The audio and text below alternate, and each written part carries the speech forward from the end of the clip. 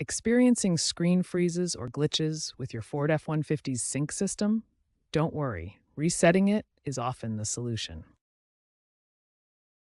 There are three main types of resets.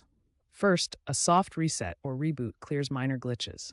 Simply hold the power button for 5 to 10 seconds or navigate to Settings, System, Reboot. This restarts the system without data loss.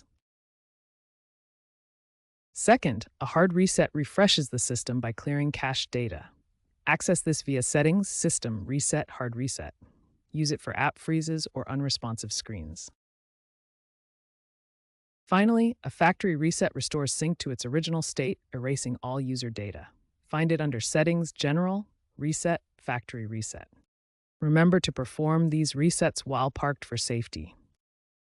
If a simple reboot doesn't fix the issue, try a hard reset, especially after software updates or app installations. A factory reset should be your last resort. Experts recommend backing up your data before a factory reset. Many F-150 owners find success using the Ford Pass app for wireless resets, eliminating the need for physical buttons. Be aware that voice recognition glitches, common with AI assistants, might necessitate more frequent resets.